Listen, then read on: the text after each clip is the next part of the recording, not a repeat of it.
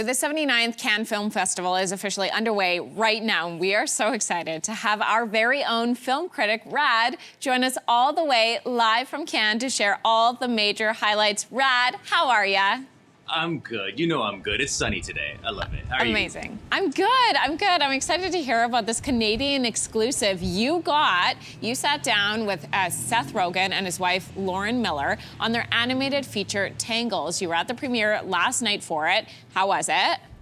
I mean, the movie, you know, it turned me to mush. It turned everyone to mush. I mean, because this is an adaptation of Sarah Leavitt's graphic novel. Sarah Leavitt being a Canadian author who adapted this story about her mother going through Alzheimer's, her experience, how she experienced her mother going through Alzheimer's. And so Seth Rogen and his wife, Lauren Miller, they of course have a foundation supporting Alzheimer's victims because Lauren Miller's mother also had Alzheimer's, was diagnosed with Alzheimer's around the time that she started dating Seth Rogen. So they had that experience. So did the director of this film, Leah Nelson, who was from Vancouver. And so they all kind of poured their own stories into this adaptation of the graphic novel, where, you know, the animation, the drawings, the visuals, they really bring emotional life to what is happening. They really illustrate kind of the emotional, like impressionistic kind of the emotions of your whole world falling apart. Mm-hmm. And like I said, like all of them kind of brought their whole story to this movie. And at the theater last night,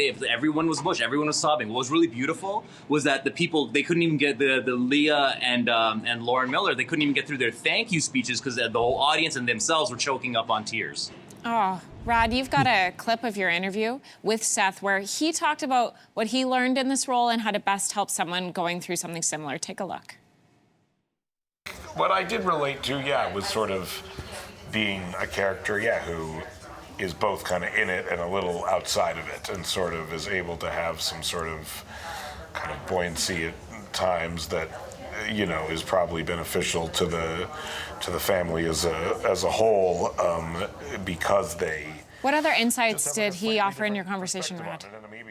Well, you know, I mean, like, you know, the thing is, like, in between this interview, and I was also with him for like an hour at the after party last night. Like, he was talking about, you know, being able to bring his sense of comedy, like the Seth Rogen productions, to this movie. So it's like, on the one hand, it's a really heavy story. On the other hand, there's a lot of humor, and that's very much the kind of thing that interests him, right? And then, you know, just getting to learn how so much of the crew brought their own, their different experiences, how they become part of the narrative, they become part of the visuals, they become part of the emotions. It really feels like this collaborative project where they want to be able to share this with everyone because there's so many people that are experiencing this. There are two other Canadian films at the festival. What can you tell us about them? Yeah, well, so like one of them, the only one that's actually set in Canada is a short film from Montreal, a young filmmaker named Romain J. Dubois. He made a short film called Skinny Bottines, or Skinny Bottines, I think it translates to skinny ankle boots.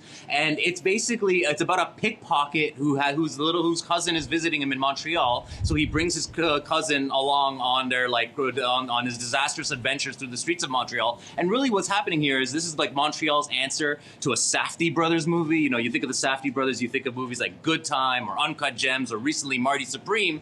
This is bringing that kind of chaos in miniature to the streets of Montreal. And the other Canadian film, the feature, it's a really haunting feature film from Venezuelan-Canadian filmmaker Jorge Thielen Armon. His movie is called Death Has No Master, and it's drawn from his own history, where he's drawing from his own his family's history, but also he's trying to capture the state that Venezuela is in right now. Like, they were actually shooting this movie when Trump was sending warships to the coast of Venezuela. And this movie, it stars Asia Argento as a woman who returns to the plantation that she inherited from her father and finds the family's caretaker living there still with her family. And that sets up this really intense confrontation between these women that really echoes like the history of colonial violence in Venezuela. And, you know, like, so far, this has been one of my favorite films at the festival. A lot of images to think about this morning, haunting images, Rad, from those films.